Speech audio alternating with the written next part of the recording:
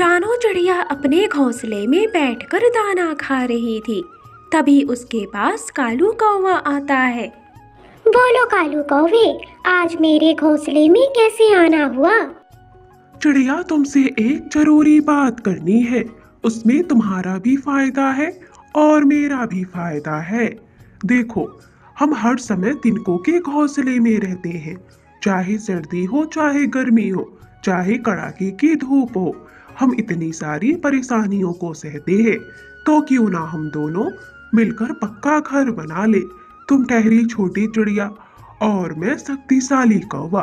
मैं बड़े से बड़ा वजन उठा सकता हूँ, तुम नहीं उठा सकती हो। इसीलिए चलो हम दोनों मिलकर एक पक्का घर बना लेते हैं, फिर हमें कोई परेशानी भी नहीं होगी। अरे हाँ कालू कौवे, तुम्हारा आइडिया तो बहुत अच्छा है। सर्दियाँ भी आने वाली हैं, चलो हम तैयारियाँ करते हैं। फिर वो दोनों घने जंगल में लकड़ियों की तलाश में चले जाते हैं। चिड़िया, देखो, उस पेड़ की लकड़ियाँ मजबूत लगती हैं। तुम लकड़ियाँ काटो और मैं उन कटी हुई लकड़ियों को ले लेकर जाता हूँ।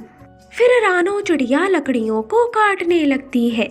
वो ढेर सारी लकड़ियां काट देती है, लेकिन कालू कौवा तो घोड़े बेचकर सो रहा था।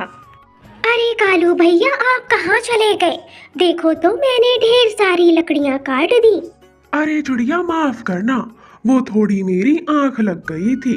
तुम चिंता मत करो, अभी मैं इन लकड़ियों को जंगल पहुंचा कर आता हूँ। कोई बात नहीं कालू कौवे, मैं भी आपके साथ चलती हूँ। आखिर मैं यहाँ पर क्या करूँगी? फिर कालू और रानो चिड़िया लकड़ियों को ले जाने लगते हैं।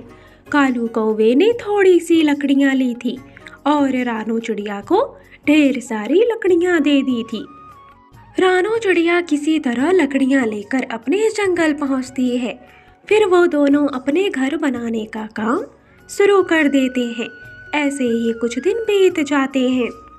कालू भैया, हमारा घर तो पूरा तैयार हो ही चुका है, बस छत लगाना बाकी है। अरे हाँ हाँ चिड़िया, हमें चलो नरम नरम घास लानी होगी जो कि पहाड़ों पर मिलेगी। चलो अब ज्यादा देरी ना करो, रात को ठंडी हवाएं चलती हैं, हमें अपना छत लगाना होगा। इस तरह रानो चिड़िया बहुत मेहनत करती है और कालू कौवा तो काम चोरी करता है। ऐसे ही अगले दिन उनका घर बनकर तैयार हो जाता है। चलो कालू भैया, अब हमारा घर बनकर तैयार हो गया है। अब हमें कोई भी परेशानी नहीं होगी।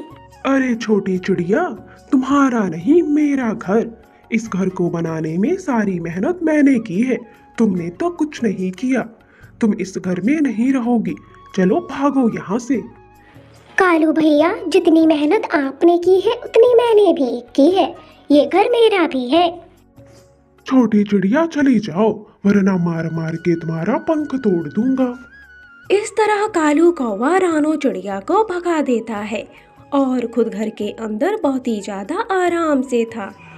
दूसरी तरफ रानो चिड़िया एक तिनके के घोंसले में सर्दियों में रात गुजारती है। ओहो, कितनी ठंडी है। दुष्ट कालू कौवे, तुमने मेरे साथ बहुत गलत किया है। इसकी सजा तुम्हें ऊपर वाला जरूर देगा।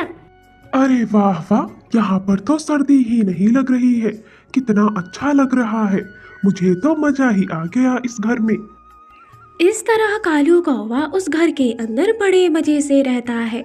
अगले दिन वो भोजन की तलाश में जाता है। इधर उधर वो भटक रहा था, तभी एक जगह पर उसको फल दिखाई देता है और वो जाता है। अरे वाह, मुझे तो बहुत ही आसानी से फल मिल गया, मजा ही आ गया।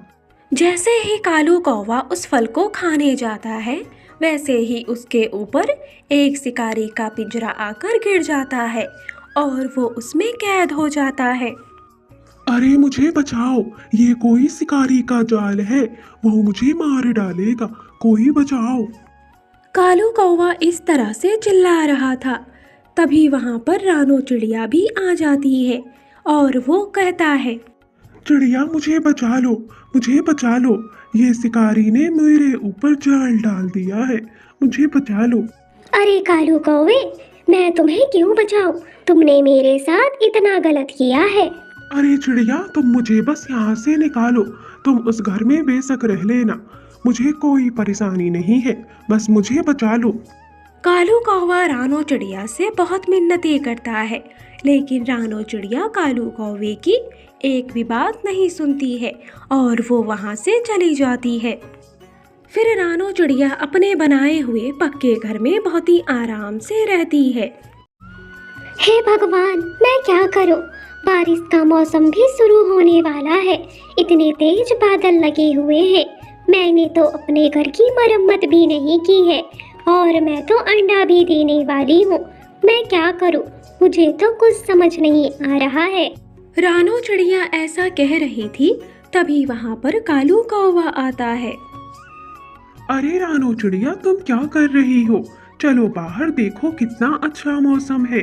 चलो चलकर हम घूमते हैं। नहीं कालू भैया, मैं नहीं चल सकती हूँ। मैं अंडे देने वाली हूँ और मैं बहुत परेशान हूँ क्योंकि मेरे घर की मरम्मत नहीं हुई है। अगर तेज बारिश आई तो कहीं मेरा घर टूट ना जाए। फिर कालू कौवा मन ही मन सोचता है, अरे कहीं ये रानो चिड़िया मुझे अपने घर की मरम्मत करने को ना बोल दे। मुझसे तो अपने घर की मरम्मत नहीं होती। मैं इसके घर की मरम्मत कैसे करूँगा? कोई बहाना बनाकर यहाँ से निकलता हूँ। अरे चिड़िया, मैं चलता हूँ, मुझे जरा जरूरी काम याद आ गया। ऐसा कहकर कालू कौवा वहाँ से चला जाता है। चिड़िया सोचती ही रह जाती है। बहुत ही तेज बारिश और आंधी तूफान भी शुरू हो जाती है। चिड़िया का घर हिलने लगता है। अरे ये मेरा घर तो हिलने लगा। लगता है मेरा घर टूटने वाला है। मुझे जल्दी से जल्दी घर से बाहर निकलना होगा। फिर रानो चिड़िया जैसे ही घर से बाहर निकलती है, वैसे ही रानो चिड़िया का घर टूट जाता है। रानो चिड़िया बारिश में भीगने लगती है। रानो चिड़िया के पेट में भी काफी दर्द हो रहा था। उसे कुछ समझ नहीं आ रहा था कि वो क्या करे। हे भगवान, मेरा घर टूट गया। मेरे पेट में भी बहुत दर्द हो रहा है। मैं क्या करूं? कहाँ जाऊं? कालू भैया के पास जाती हूँ, शायद वो मेरी मदद कर दें। फिर रानो चिड़िया कालू कौवे के घर जाती है और आवाज देती है, कालू भैया दरवाजा खोलो, बाहर बहुत तेज बारिश हो रही है। मैं बारिश में भीग रही हूँ, मेरी मदद करो। अरे रानो चिड़िया, तुम इतनी बारिश में अपना घर छोड़कर यहाँ क्यों आई हो? क्या बात है? कालू भैया, मेरा घर टूट गया है। कृपया मुझे अपने घर के अंदर ले लो। अगर चिड़िया को मैंने अपने घर के अंदर रख लिया तो चिड़िया यही अंडे दे देगी और जब तक बच्चे बाहर नहीं आएंगे तब तक यही रहेगी और मुझे इनके भोजन का इंतजाम करना होगा। मैं ऐसा करता हूँ कि चिड़िया को मना कर देता हूँ कि यहाँ से चली जाए क्योंकि मेरा घर खुद कमजोर है। अरे रानो चिड़िया, मेरा घर बहुत ही ज्यादा कमजोर है, 2 लोगों का वजन झेल नहीं पाएगा। तुम किसी और से मदद मांग लो। ऐसा कहकर कालू कौवा घर के अंदर चला जाता है। हे भगवान, अब मैं क्या करूं? कहाँ जाऊं इतनी तेज बारिश में? मेरे पेट में भी बहुत दर्द हो रहा है।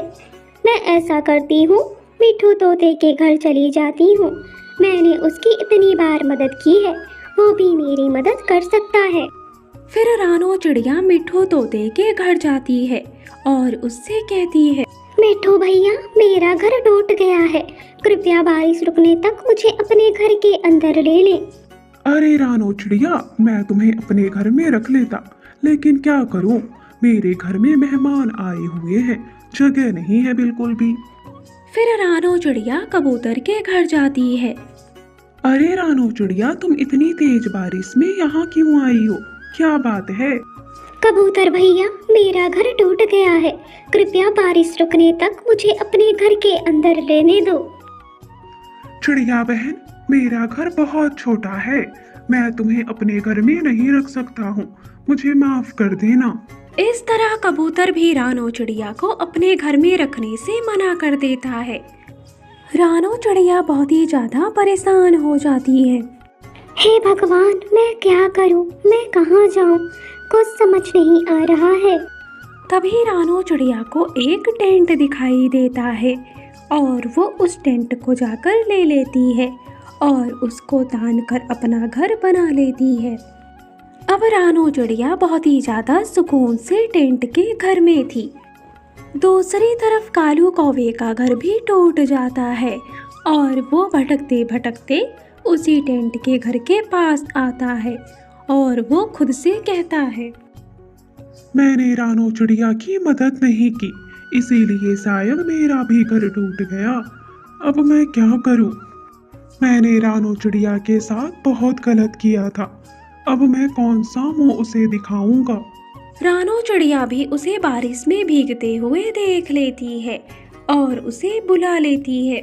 अरे कालू भैया, ये देखो मेरा टेंट का घर।